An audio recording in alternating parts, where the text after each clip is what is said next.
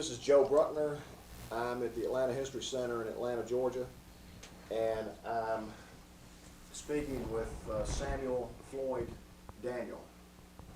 The date is November 5th, 2003, and Mr. Daniel is here to interview for the Library of Congress project, and we will now begin the interview. Could you state your name, please? Samuel Floyd Daniel. And where do you live, Mr. Daniel? In Atlanta, Georgia, and I also have a little place in Crawfordville, my birthplace. And so you were born in Crawfordville, Georgia? I was born in Tallahassee County, Crawfordville, Georgia. What is your date of birth? July 1st, 1923. Tell me a little bit about your upbringing, growing up, your family. Well, we left Crawfordville, I understand, when I was about 3 months old, and we moved to Springfield, Ohio. And we stayed there until I was about 3, which was 1926. And we moved to West Palm Beach, Florida. And that's where I went to primary school until 1937. And in 37, we moved to Atlanta. And I finished high school in Atlanta. And that's how I got involved in the Merchant Marine. When did you go into the military? I went in the Merchant Marine in June of 1942. Were you drafted or did you volunteer? No, Merchant Marine is strictly volunteer. There's no, in fact, there wasn't even an 18-year-old draft when I went in. They were contemplating passing it. You know, we just got in World War II about a year, almost a year, when I went in the Merchant Marine after Pearl Harbor. And they were contemplating drafting 18-year-olds, but it hadn't passed. So I wound up in the Merchant Marine. What was your motive in joining the Merchant Marines? Well, it's kind of odd. I was working at the post office, special delivery, and I got a chance to deliver some downtown mail. The downtown men said it wasn't enough. I didn't have enough senior, but anyway, I took it down there to the recruiting office, and the guy said, "Let us sign you up." I said, "No, what?" And they showed me these pictures of trainees and this and that. I said, "Well, I'll think about it." And I guess about a week later, the same thing happened. I went down there again. So I took the papers, and I had tried to go in the Navy, but I was underage, you might say, and I had to have my parents' consent. So finally, I filled the papers out for the Merchant Marine, and they examined me and everything, and I took them home. And my father, he worked at night. When he came in, I told him about it. And so he says, "Yeah, well, I guess we might as well let him go," talking to my mother. She said, "Yeah, I wish he would go someplace." She says, he said, "Yeah, if we don't let him go, it's just sooner or later that the draft law is going to pass." He said, if he got in an organization he didn't want to be in, he said, I think he would always blame us. So he signed for me to go in. And they told me, he says, well, the Coast Guard was in charge then, and I went in the Coast Guard inactive reserve at the same time. So he asked me, they told me, he said, well, we're going to send your application to Washington, and if it comes back okay, then I walked outside. I said, why don't they tell me they don't want me? So the guy says, and the commander says, you have to be ready to go on short notice. I said, no problem. So I don't know how many weeks it was. I went to work. I was on the night shift, and a friend of mine and I had got off to go to the theater. And the guy came on the platform and called us back. He says, "Daniel, the superintendent, the clerk in charge want to see you." I said, well, what did I do now? So me and my buddy went back in. He said, they want to see you at the Peachtree Arcade. They had a Peachtree Arcade here then. That's where the recruiting officer. I said, I told my buddy, I said, that's on the way to the 81. I said, man, we don't have to worry. We go right through there and see them and keep going. So when I got there, the little yeoman says, the commander wants to see you. And he pressed the button and told the commander I was there. He said, send him in. So I went in. He says, congratulations and welcome aboard. Wait now. Congratulations, welcome aboard. He says, raise your right hand. He says, you've been accepted. It's right in the Merchant Marine. Well, I'm thinking, hey, this is good, because all the GIs out of my neighborhood, every time a guy went to the Army, the neighborhoods, they would give him a party every night. He'd have about a week to get himself together. I'm visualizing all these parties each night. So he says, the commander, after he swore me in, and he said, go out and talk with the yeoman. He'll give you instructions. I went out there, talked with the yeoman. He says, this is your travel orders, this is your train ticket, this is your Pullman, this is your meal ticket. It's about a little after 3. I said, when do I leave? He says, you're on the 9 o'clock train tonight. 9 o'clock train tonight, what about my parties? So now I got to go back to the post office and get a leave of absence. And I got to go home, and my dad had gone to work. They took me down to see him, and I wound up on the train that night on my way to Hoffman Island, New York. And I got there the next evening, and that's when my training started. The first night I got there after my class, so they said, well, you'll sleep in here with this group tonight. And the next morning, I'm still in civilian clothes. Next morning, we muster outside.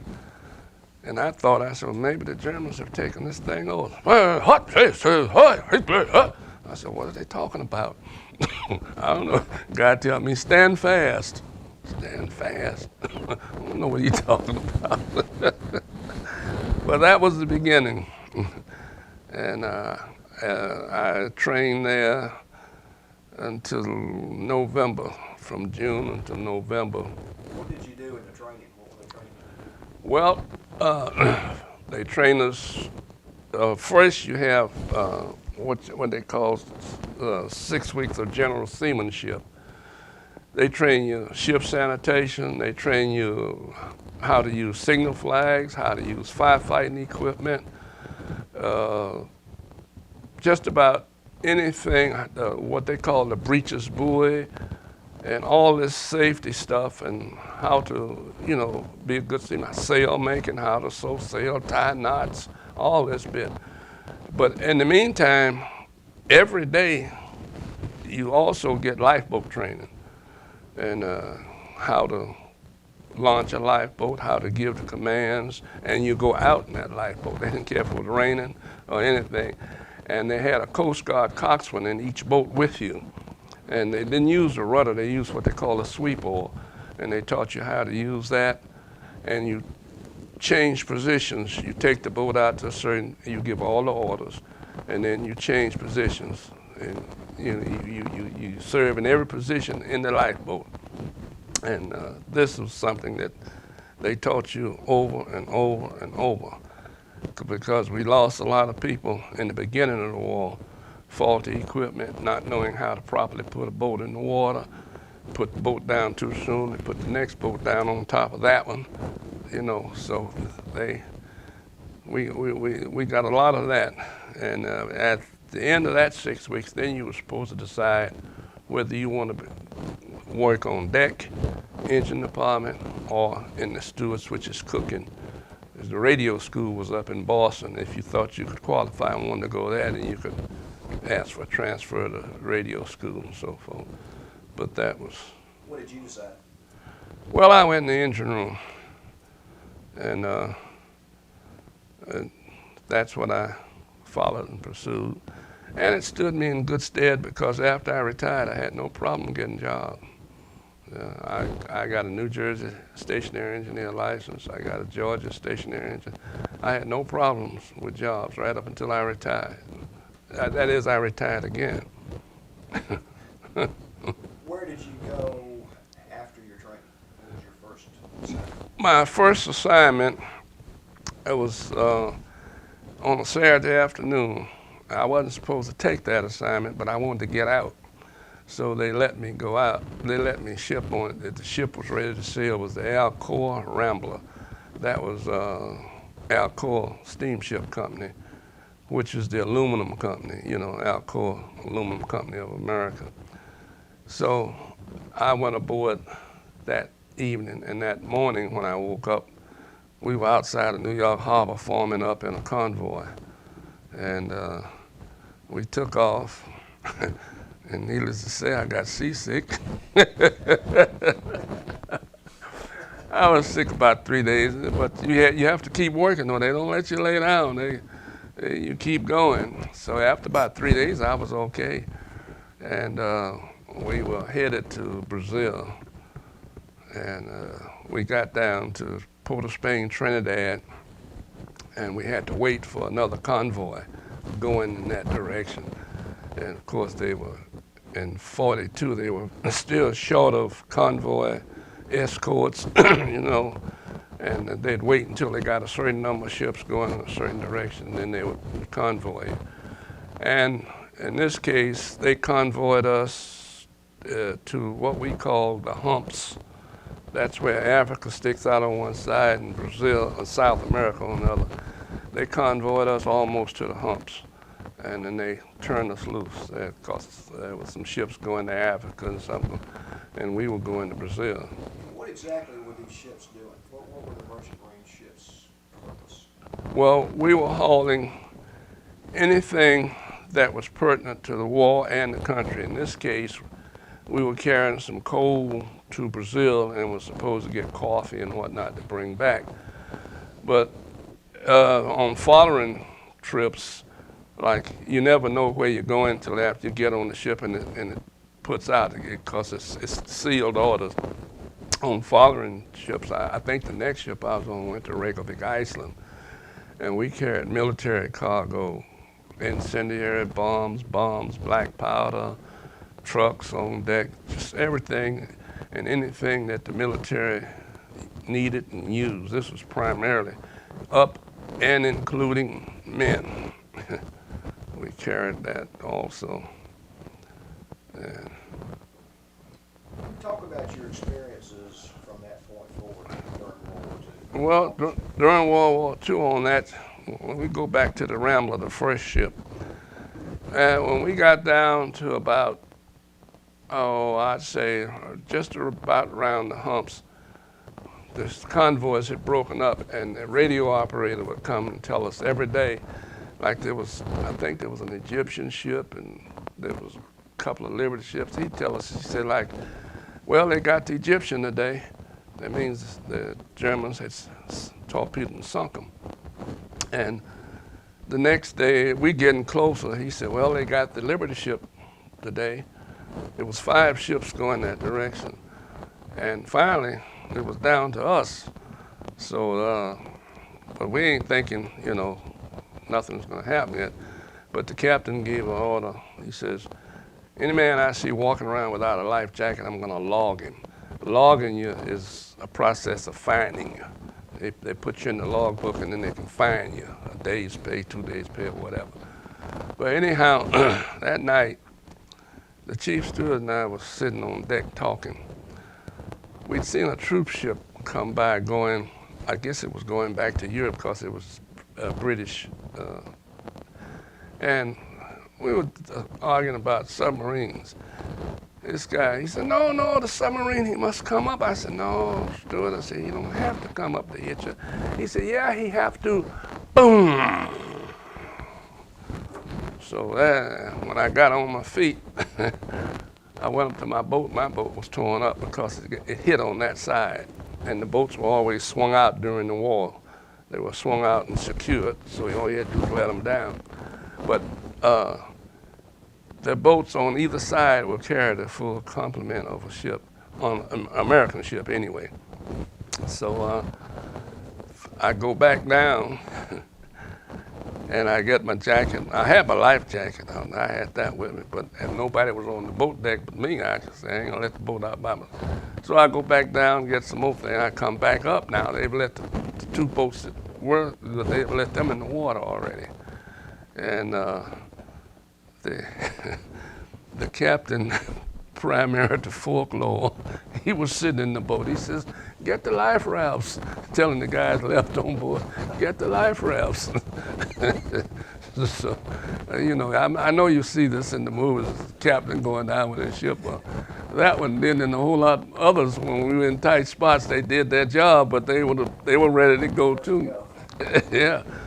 So we finally, after I got off on a life raft. I went down the rope ladder to get in the boat, but somebody had pulled what we call the sea painter out, and the boat had drifted away. So I went back up, me and several other guys, and we got on this raft.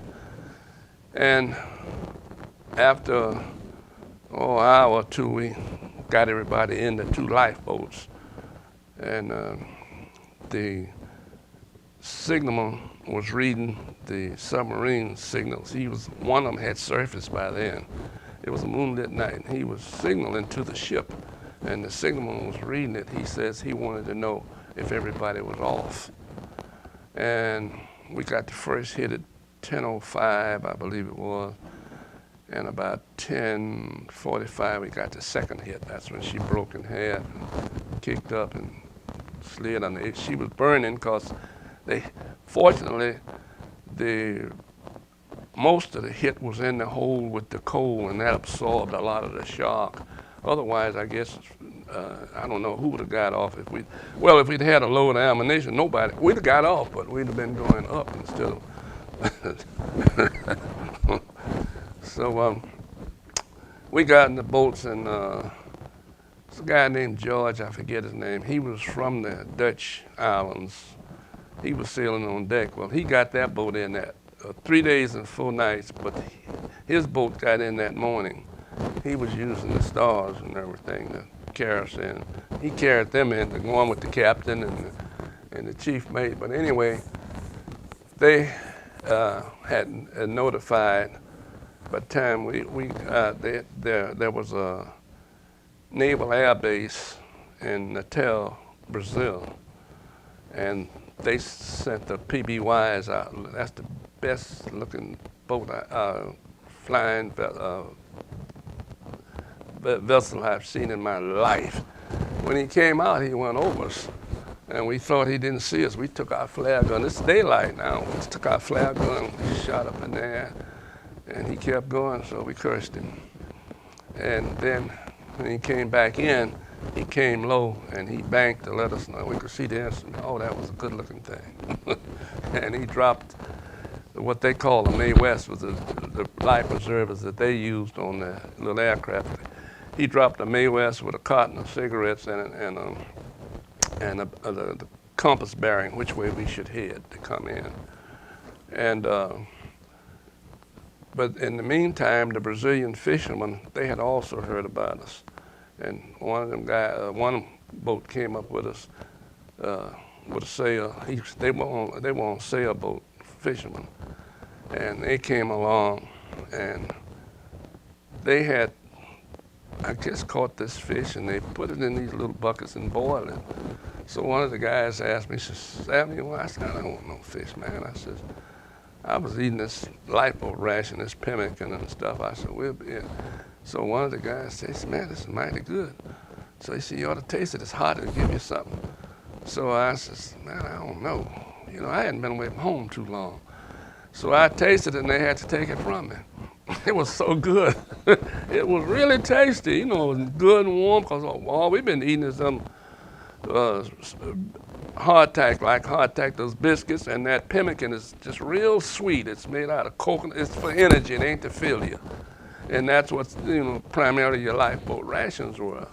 Of course, you had water. So, I mean, but we got into that base that night, and we stayed there about 2 days, and they flew us back to the United States. They stopped us in Dutch Guiana overnight, and then we stopped in Puerto Rico, and then into Miami. How long were you on the lifeboats before you were rescued? In my boat, we were there 3 days and 4 nights. See, we got hit at night, so we were there 3 days and 4 nights before we got rescued. We'd come up on landfall one night, but the chief mate asked us what we wanted to do, because we didn't know what was on the beach. And we said, well, we come this far, we don't want to go fool around and get boat turned over and thrown on and die up there. And by the next morning, we had drifted so far out, that's when the planes saw us. We were out there all day because during the night, we didn't have nothing to go by, that little 10-cent compass, and that thing wasn't, I don't know what it was on. But anyway, that's about the time it took us to get in. Did you lose any of your crewmates? We lost one man. I understand that he jumped, some of the guys, because he saw the torpedo, the wake of it, and I understand that he jumped. He was on watch on the bridge, and he jumped over, and that's the only guy we lost that I know of, because we all got back and got ashore. And what was your feeling after you got back on dry land? oh, it was good. It was real good. But you know, we had some guys that they helped keep the morale up. Some of the older fellas, and like one guy, he come up, he says, "Land away!" So I think either the second mate or the chief mate was in our boat. He said, "Land away!" He says, "Where away?" He said, "Far, far away." So everybody broke up laughing. And another time, when things got a little gloomy, one of the guys, I guess it was the second day, he says, "Land." He says, "Where?" 3 miles. He says, "Where?" Straight down. Well, that kept us going, you know.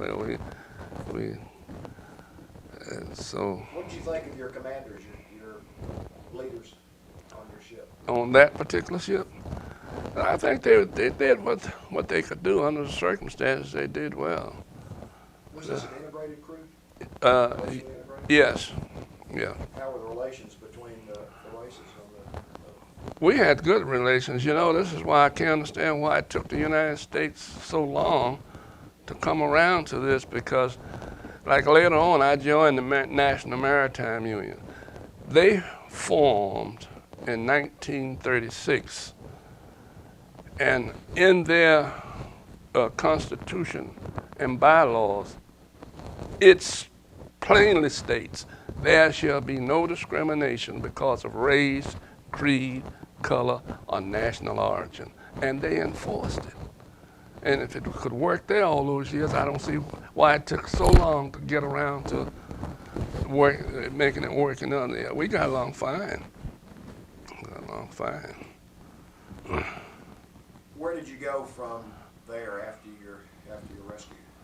And after you... Well, they put us on a train back to New York, and they put an extra diner on. Oh, we thought we were wheels. They put an extra diner on. Nobody could eat in the diner until we ate. And they had a man from Naval Intelligence with us, because before we left the station, there was a little ruckus about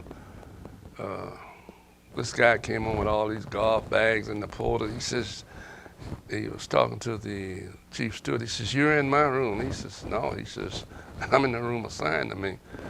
So he wanted to raise a ruckus about it, and that's when we found out who this guy was with us. And he pulled out his folder and opened it.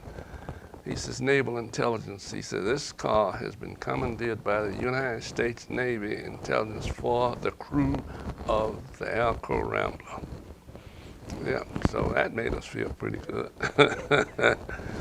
And we rode back up to, in Philadelphia, they put us off of it. They needed the Pullmans back, and in the meantime, in Brazil, they had outfitted us with khaki pants, pith helmets, and I had a little pair of short Brazilian leather boots. Now we get off in Philadelphia. This is in December. It's cold as the devil in this train station. We waiting for this other train to pull in. So this guy texts, he says, "Sam," he said, "we might as well make it look good," because people were looking at us, you know. These guys standing out here, nothing on with them little khaki. So he pulled this pith helmet off and started fanning. He said, "Make it look good." So the train, finally that other train got there, and scooted us into Penn Station and up in the Pennsylvania Hotel, and they gave us our emergency clothing money. And they gave us our emergency clothing money, and we could go out and get some suitable clothing. And of course, when we that night they paid us off, and I headed straight for home. How long were you allowed to stay home? 30 days. 30 days, and then, but you don't stay the full 30 because you're supposed to ship within 30. So I stayed on about 25 and came back up to New York to register for a ship.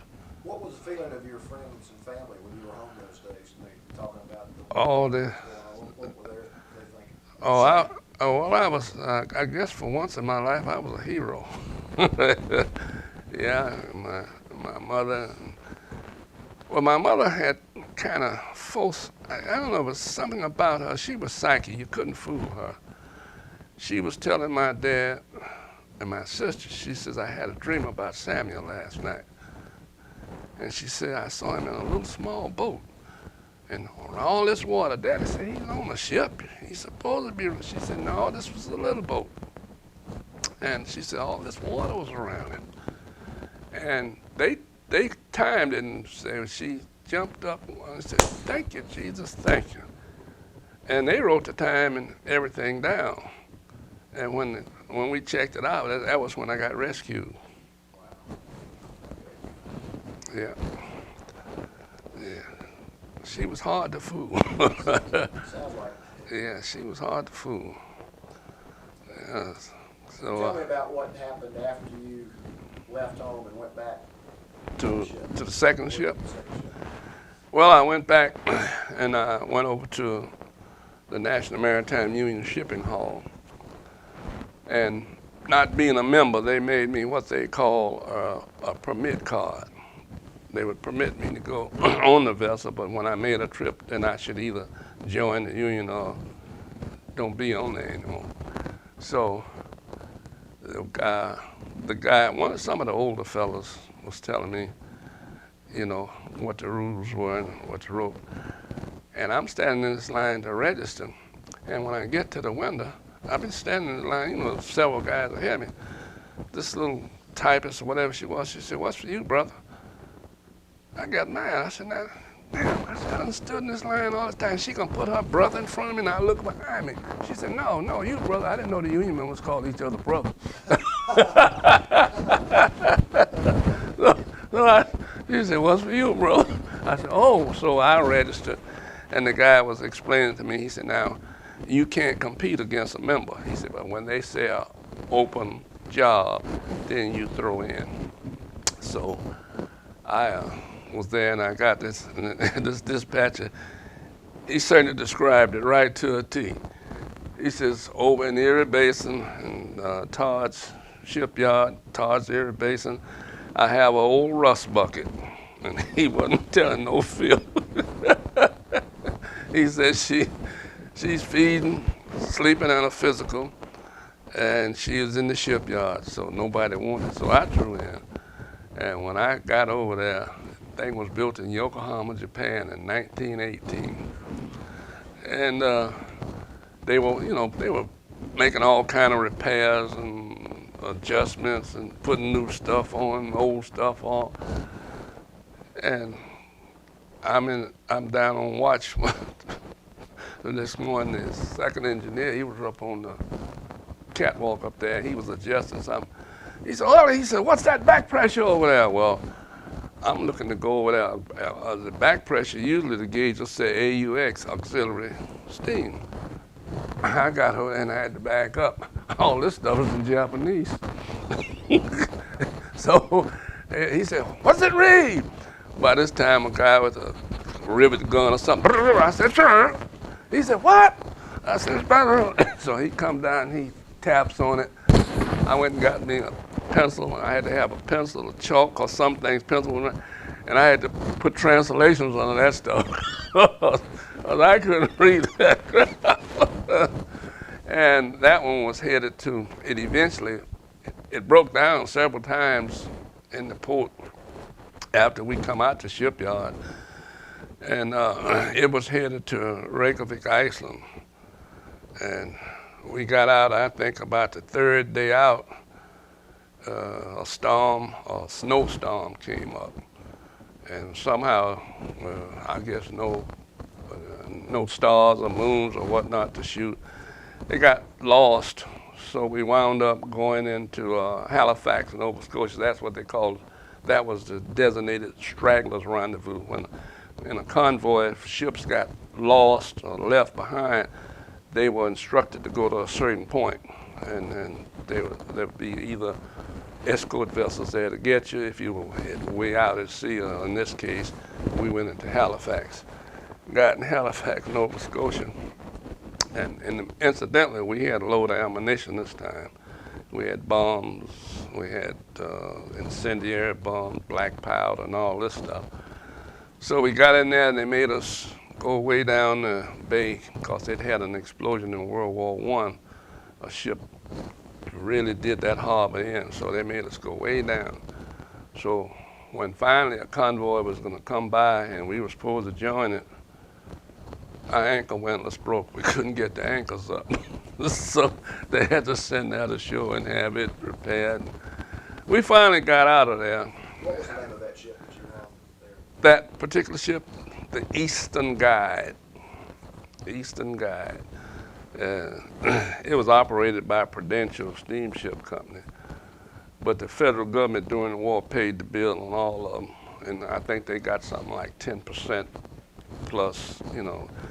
But when we got on the, and we lost the convoy later on, and no, but they would catch us, they would find us every morning. They were so slow, the escort vessels could find you. They know about where you'd be, and they'd get you back in the convoy. Then the skipper, he wanted to run. We were going to go within 2 days of Iceland, but they wanted to take us to Lockheed, Scotland, and then back to Iceland. He said, no, I don't. He says, take us into Iceland. So they gave him an escort vessel, took him into Iceland by itself, but a guy used to come in. These old timers, of course, I guess I'd be the same way. Of course, I'm too old to go out there now, but they come in. They said, well, we don't have to worry about no submarines. I says, I got the feeling good. I said, well, why is that? He said, well, all these icebergs around. Icebergs? I said, man, I said, we hit one of them. What's the difference between sink and drown from an iceberg or you sink and drown? He said, well, the floating mines out there keep on way too. I said, oh, Lord, have mercy, let us, please. Yes, so we finally got into Reykjavik and got unloaded, and we made it back to New York, but of course I had to turn the Eastern Guide loose. Where did you go after that? This is 1943 by this time? Yes, this is 43. I think the next trip, let's see. Yeah, the next trip I got was the Thaddeus Kosciuszko. And it was a newer ship. It was a new Liberty ship, one of those Kaiser builds.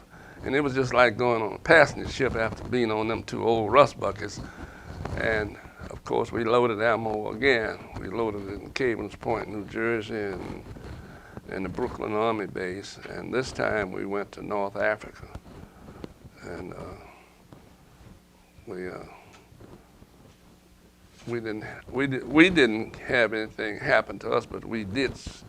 There was a French tanker. They hit him during the convoy, and they sunk him. And we had a little baby aircraft carrier that was going over. They would go out on patrols, morning and evening. And but the funny thing about it, see, all this is new to me. When like your convoy get attacked, you have in there, you have what they call a Commodore. They put him on one of the ships, and he's the one give the orders to, the different ships, and they toot the whistle and make a few turns, and they're all ammo ships sitting out there by themselves. I said, hey, wait, what's this? I said, hold on now. But they had to do it because one of those ammo ships get hit, it'll take 4 or 5 more with them because you're only 500 feet apart when you're traveling in a convoy. You're 500 feet behind the other guy, you're 500 on either side and 500 with the guy behind you. So you got 7,000 or 8,000 tons of explosives there. You're gonna take some of them others. So they pull these little cute maneuvers and you sitting out there by yourself. And after everything is over, you take your position again. So that's. So you were in the engine room the whole time, or typically, weren't you? Yes, yes. Keeping everything operating? Yeah. Well, you work 4 hours at a time. Like if you had the 8 to 12 shift, you work 8 in the morning to noon. Then you're off to 8 at night. Then you work 8 till midnight. Everybody worked. At sea, that's the way the shifts on deck and on the watch standards, they call them. They 4 on and 8 off. Yeah. Between then and say, the end of the war, what were some of your other memorable experiences? Well, we were going into, we were supposed to be going into, I believe, Milford Haven. We had a collision with another ship, and we were going, that happened at night, and we could see the coast. We were supposed to be in port the following morning, so I guess the ships were supposed to be going separate ways, and somehow they got mixed up. And we'd set up that night till, I guess, I had a day job then, I was the deck engineer. We'd set up to about 2 in the morning talking, because, hey, you can see the land over there. I said, yeah, I can pull my clothes off tonight. And, yeah, won't have to. And just about time I laid my head back, the general alarm went off. And the first thought, I said, what's this crazy old captain doing a firing boat drill this time of morning? Before I could get the thought out, and then wham! This other ship hit our side. And you could hear the steel cracking and popping, pop, pop, pop. So, again, I was the first one on the boat deck. I was the first one on the boat deck. When these other guys started coming up there, I was already up there. And they had, in the North Atlantic at that time, they started issuing us, we call them a zoot suit. It was a rubber suit. It had a life jacket inside of it also. And what they found was a lot of the fellows that had collisions or ships were sunk in the North Atlantic, a lot of them would die from exposure. So they started issuing these zoot suits. You could jump in the water with it on, or some guys didn't trust it, they'd carry them with them and get in them later. But anyway, I was up there zoot suit and all. But as it was, we got hit in an oil tank, and that sustained, that kept it from getting in the engine room. We lost the oil in that particular tank, but we made it into port. And we got on there. We went in the shipyard in Plymouth, England. So we were there. When did you feel the most fear of all your time out with the ships? When I got back home. More so than when you were out on the lifeboat? When you get back home and start to think about it, that's when. This is why the military want young people. See, because young people are stupid, like I was one of them. On the Thaddeus Kosciuszko, when we were going through the Straits of Gibraltar, I think we were coming back. I can't remember now whether we were going in or coming back. I think we were coming back. We'd been in North Africa. But when we were passing through the Straits that night, Straits are only, at the narrowest point, the Straits are only 8 miles wide from, Gibraltar over to Africa. And they were having an air raid over on Gibraltar. The Germans were bombing it. There's a reason I say that the military like young people. I was assigned with a gunner on a 20 millimeter. And he's strapped in and everything. I'm supposed to change the magazine and whatnot, and we were both saying, "Wish they'd come over here. Wish they'd come over here. So we'd show them something. Like the guy ain't gonna be shooting at us." That's why the military was young. See, I wouldn't be thinking nothing like that now. I'd be saying, "Hey man, let's get down and get underneath something somewhere." But that's why the military want them young minds. See, you ain't got sense enough to be scared. Really, in most cases, you ain't got sense enough to be scared until, which is good, I think. But later, when you think about it, so when you start to thinking about and really analyzing it, you get to shake sometime. But where were you when you found out the war was over? I believe when the European War was over. European War. Yeah, we were in the Pacific heading to, well, we wound up at New Guinea and the Admiralty Islands and Tacloban Lady. The Japs still had Mindanao. We had to pass by there, but we were on our way down. We were down in the Pacific on our way with a load of cargo that we were carrying for the Navy. How was your experience different in the Pacific theater than in the European theater, if any different? Well, in the Pacific theater, mostly everything looked like everywhere we went was jungle, rather than in Europe, most places you went was just torn up. You could see the devastation that the war had caused and created. I remember in Plymouth, they were telling us, because we were in that shipyard there 2 or 3 weeks, we got to know the people around there. There was a couple of streets there. As far as you could see, all you could see was chimneys were standing.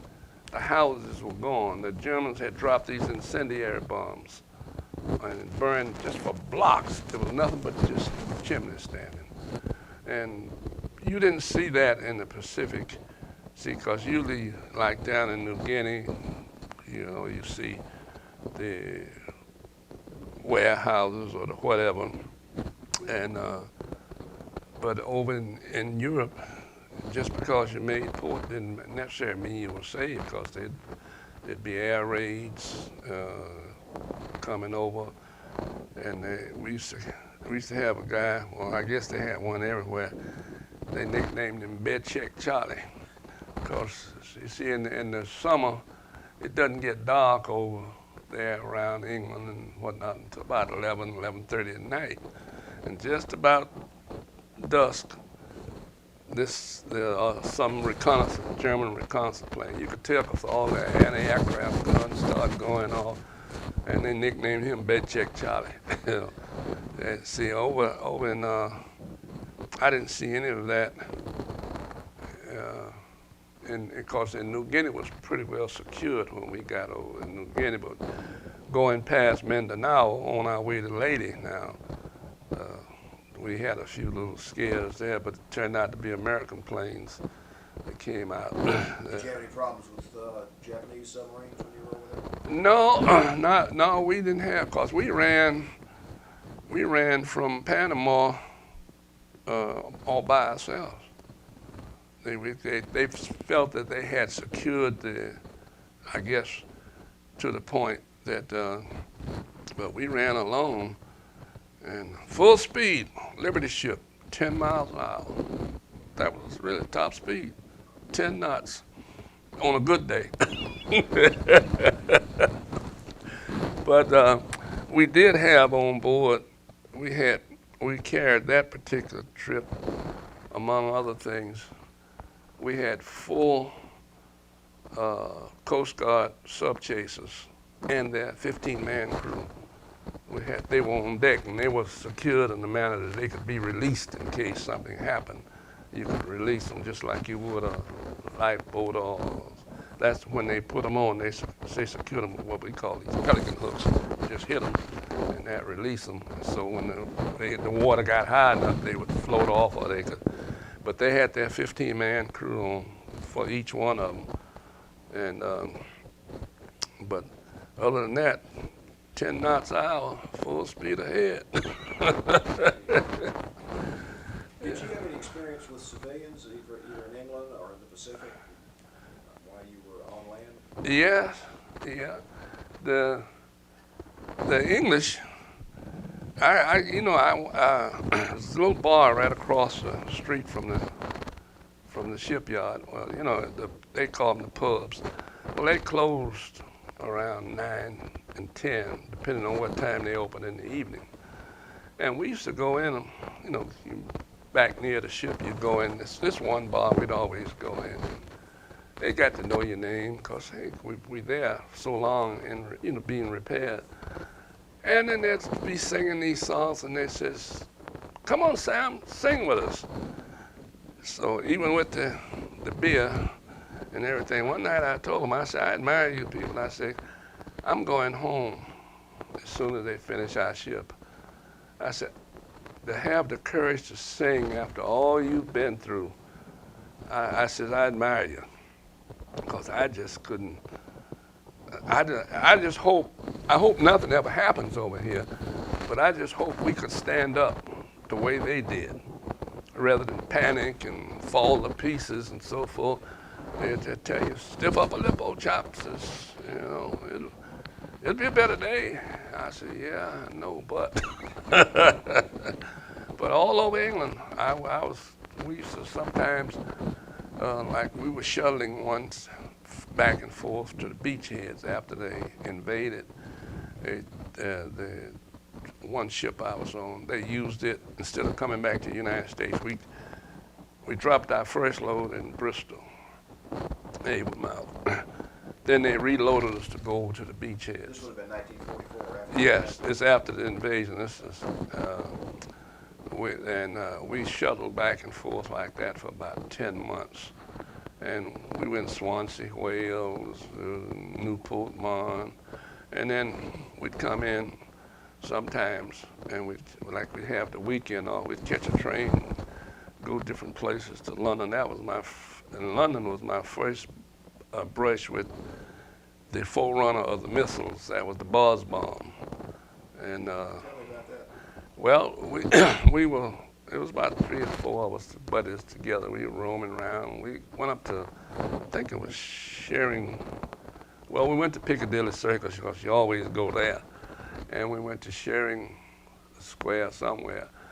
And we found the United Seamen's Club. And we went and we kept hearing this boom, boom. So I asked the guy, I said, what's all this? He said, that's those buzz bombs, He says, I forget what they call them, the Krauts, he called them. The Krauts sending them over. So we decided, I said, well, man, we ought to get out from India. I said, too many of them things dropping. So we left, we caught a train, and we went down to Cardiff, where we'd been in once before. And there then I had another close brush with those buzz bombs. We went into Antwerp, Belgium. We were the first American convoy in there after the Germans were run out. And when we got up the river, we were anchored. And this guy in the gun tub, he says, look at that poor joker gonna crash. He thought it looked like a little fighter plane. It was a buzz bomb, and it gave out and fell about, I guess 70-odd yards on the other side of the river behind us, knocked off. And our doors, we had what we call kick-out panels during the war. A lot of those doors were jammed, so they built these panels, and you just kick them out. If you had to come out and the door was jammed, you could get out. Knocked all our kick-out panels out and everything. So I said, wow. So I said, boy, that's something else. So one day, there was a General Motors plant there. It had been bombed to smithereens. The Ford plant was right across the road from it. They didn't touch it. Didn't touch the Ford, but that General Motors plant was flattened. And everybody was saying, well, I wonder why they didn't touch the Ford plant. But anyway, we had got off early one day. And I went uptown, and I said, later on, I said, man, I'm tired. I said, I'm gonna go back to the ship. I'm gonna hitch a ride back. I said, I'm gonna come back later tonight. And this GI truck had given me a ride, within, I'd say, half a mile of the ship, and I was walking. It was a cold morning, too. cold that day. And I heard this buzz bomb zoom, and I looked up. I said, oh my God, it looked like it was headed to me. And I looked over in this little gutter. It had a little thin coat of ice on it. I said, oh wow, I said, I'm gonna have to hit this ice. But before I could make my mind up, it passed me and it blew up on the dock. When I got where I had to turn to go to my ship, it had hit on the dock and hit a English, they call them lowers, a truck. And that motor block, you just couldn't tell what it was made out of. And I think it killed 2 guys on the dock, but my ship was a little further down. And them things were coming in all the time. We were getting ready to leave a few weeks or something later, and we were listening to this, what was her name? Not Tokyo Saturday. This was this English equivalent, Lord Haw Haw and another one. They would play all this good American music, and then in the middle of it, they would come in. It says, you think you're going home, old boy, but you're not going. We're gonna get you. And they named, like that morning, I think the Steel King went out, and she hit a mine down at the mouth of the Flushing River. And they were naming all the ships they'd gotten. And then they named our ship, says, you won't get home, old boy. Enjoy the music, you know. I said, oh, come on, homeboy. Let's don't start this now. And did the troops take that seriously, or are they laughing off? well, it depended on, and they started dropping those buzz bombs, and they introduced that V2. This was the one you couldn't hear. And when you heard it, it was coming down. And they said when you hear it, like it was supposed to be blowing the tail off, and it would drive it in the ground, then it would explode. They said count to 10. So if you heard 10, you're safe. So they had a theater there, the Rex Theater. They were kind of rough around there. And that kind of got on my nerves a little bit because you didn't know where to go. You know, we used to hear them if we were on the ship. If you hear them, you run down in the engine room, run as far down as you could get, you know. But you go uptown, they were falling uptown and everywhere else. They sure had a war of nerves going on. When did you get out of the Persian Gulf? In 1969. Were you ever in any other war zone after World War II? Yes, I was in Vietnam. Could you talk about that for me? We were in Cam Bay for about, I guess, 10, 12 days. And we'd loaded this cargo in Gulfport, Mississippi.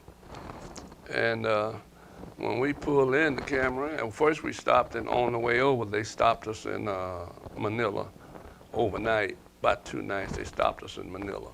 And then they gave us orders to go into Cam Bay.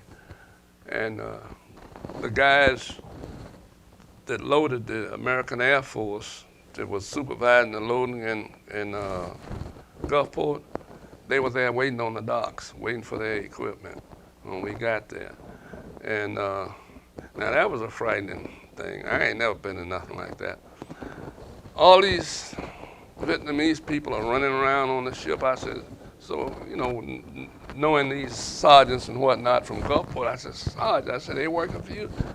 He said, no, I guess they're working for the Army. I said, you mean y'all got these guys running around all over the ship and y'all don't know who they work for, if they work for anybody? And I saw this one guy, he was selling those little Vietnam hats, and they were turned up on the side like the Australians wear, but they had Vietnam on them. So I was out on deck, and I asked him, I says, I was in charge of the refrigeration by that time. That was this ship here. Yeah, that was the ship that I was on. And What was the name of that? Export Agent.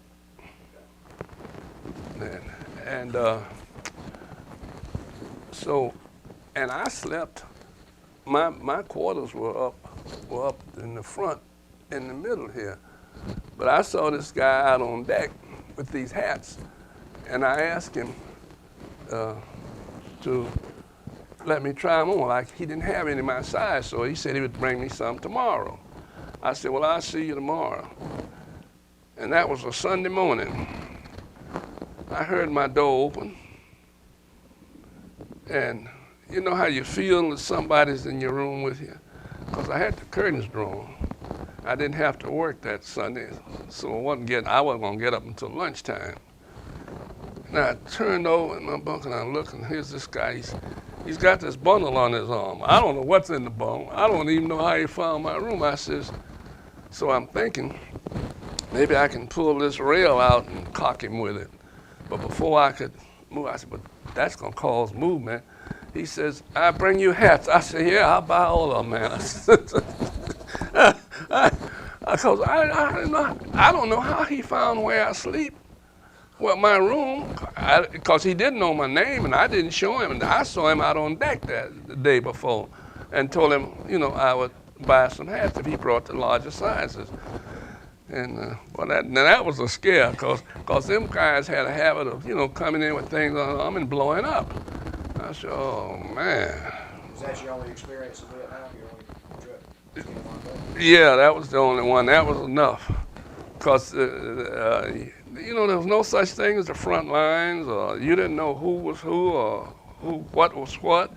And one night there, some of the guys had to leave because some of the cargo had been hijacked. They took a 75 millimeter anti-aircraft gun, so they had to go out and look to try to find that gun and keep it from getting where it could do them harm.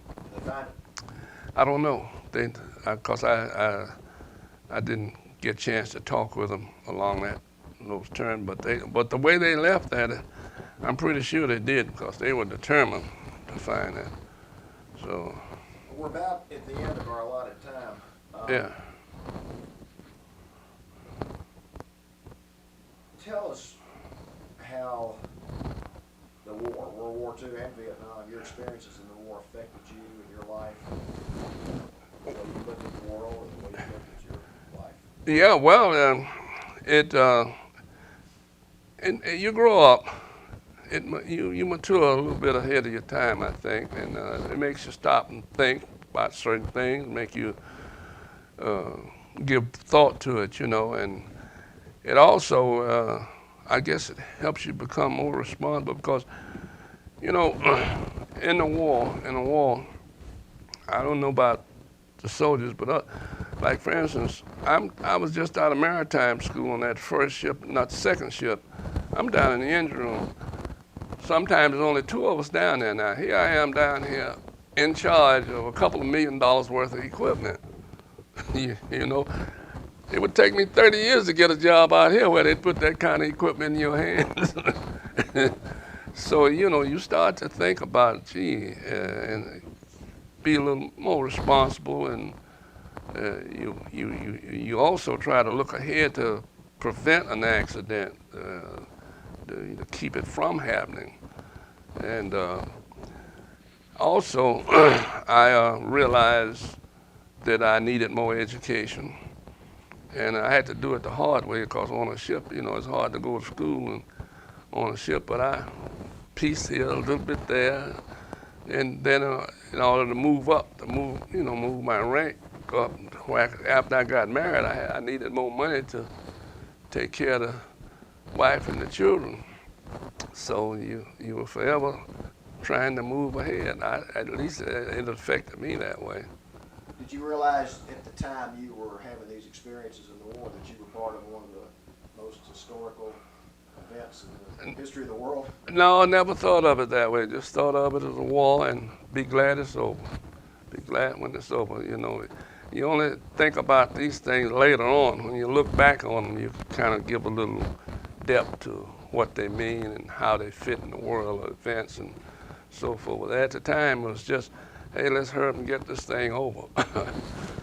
Yeah. Before we finish, would you describe what this is? Well, these are my little, on the top there is a picture of me from 1943. That picture was made after I came back from North Africa.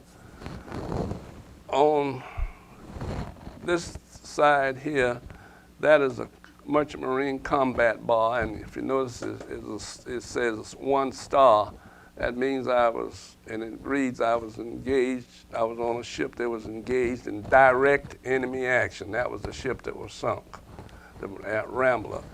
The next one is the, I believe that's the Atlantic. This shows that I served in the Atlantic War Zone. And this one is the Mediterranean and the Near East War Zone. This is the Pacific War Zone. All this World War II, and this is a World War II medal. And this one is Vietnam. That one on the bottom is the Vietnam War Zone service ribbon. That's what they are. Well, Mr. Daniel, we want to thank you for your time and thank you for everything you did for the country. Well, the country did a lot for me, so I guess maybe we're even now. Yeah.